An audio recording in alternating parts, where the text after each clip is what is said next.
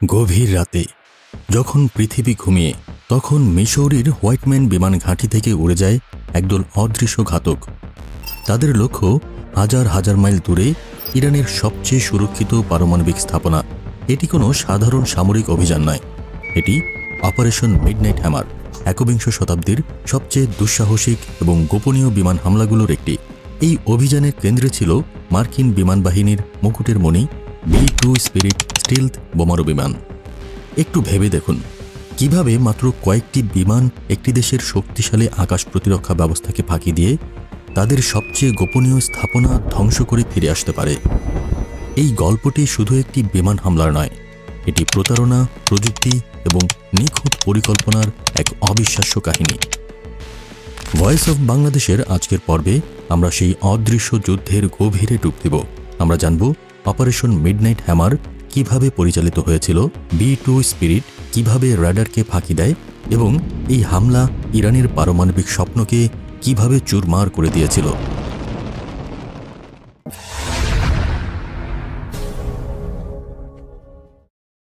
2025 সালের 21 জুন ভোরের ঠিক আগে অপারেশন শুরু হয়। উড্ডয়নের পরপরই B-2 বোমারু বিমানগুলো দুটি দলে বিভক্ত হয়ে যায়। একটি দল, যা ছিল মূলত একটি ছলনা, তারা ভারত মহাসাগরের দিকে উড়ে যায় যাতে বিশ্বের নজর সেদিকেই থাকে। কিন্তু আসল আঘাত হানার জন্য 7টি B-2 স্পিরিট বোমারু বিমানের প্রধান দলটি উড়ে যায় পূর্ব দিকে, সরাসরি ইরানের দিকে। তাদের পেটের ভেতর ছিল বিশ্বের সবচেয়ে শক্তিশালী বাংকার বিধ্বংসী বোমা, ম্যাসিভ অর্ডিন্যান্স পেনিট্রেটর বা MOP। এই 37 ঘন্টার দীর্ঘ যাত্রা ছিল এক অবিশ্বাস্য ইঞ্জিনিয়ারিং কৃতিত্ব। আন্তর্জাতিক আকাশসীমায় KC-135 স্ট্র্যাটো ট্যাঙ্কার থেকে B-2 বিমানগুলোকে একাধিকবার জ্বালানি ভরা হয়। একটি B-2 স্পিরিট যে পরিমাণ জ্বালানি বহন করে তা দিয়ে প্রায় 2000টি সাফ গাড়ির ট্যাঙ্ক ভর্তি করা সম্ভব। এর নকশা এমনভাবে করা হয়েছে যাতে এটি প্রায় 44 ঘন্টা বা 2 দিন একটানা আকাশে উঠতে পারে এবং রাডারকে ফাঁকি দিয়ে শত্রুর ভূখণ্ডের গভীরে প্রবেশ করতে পারে। ইরানের আকাশসীমার কাছে পৌঁছানোর পর শুরু হয় আসল খেলা। মার্কিন বাহিনী ইলেকট্রনিক যুদ্ধের এক জাল বিছিয়ে দেয়। জ্যামিং সিস্টেম এবং ডিকয় বা নকল লক্ষ্যবস্তু ব্যবহার করে ইরানের রাডার ব্যবস্থাকে বিভ্রান্ত ও অন্ধ করে দেওয়া হয়। B-2 বিমানগুলো যখন নিঃশব্দে ইরানের আকাশে প্রবেশ করে তখন ইরানি প্রতিরক্ষা ব্যবস্থা কার্যত কিছুই দেখতে পায়নি। তাদের প্রধান লক্ষ্য ছিল ফোর্ডো পারমাণবিক স্থাপনা, ইরানের সবচেয়ে সুরক্ষিত এবং গোপনীয় কেন্দ্র। এটি একটি বিশাল পাহাড়ের প্রায় 200 মিটার গভীরে অবস্থিত। এর চারপাশে রয়েছে এমন খাড়া ভূখণ্ড যা বিমান হামলা থেকে প্রাকৃতিক সুরক্ষা দেয়। এই দুর্ভেদ্য দুর্গ ভাঙার জন্য সাধারণ বোমা যথেষ্ট ছিল না। এখানেই আসে B-2 এর আসল শক্তি।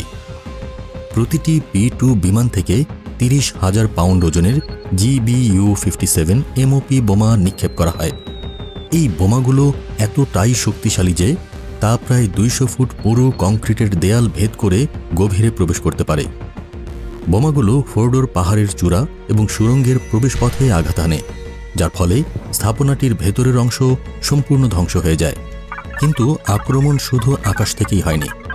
B-2 বিমানগুলো ইরানের আকাশে প্রবেশের ঠিক 1 ঘন্টা আগে একটি মার্কিন পারমাণবিক সাবমেরিন থেকে ইস্পাহানের পারমাণবিক স্থাপনা লক্ষ্য করে 30টিরও বেশি ক্রুজ মিসাইল নিক্ষেপ করা হয়।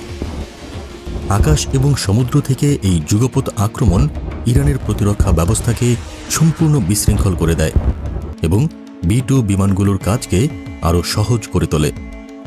এখন প্রশ্ন হল, B-2 স্পিরিট কিভাবে রাডারকে এভাবে ফাঁকি দেয়? এর উত্তর লুকিয়ে আছে এর অদ্ভুত উড়ন্ত ডানা বা ফ্লাইং উইং ডিজাইনে।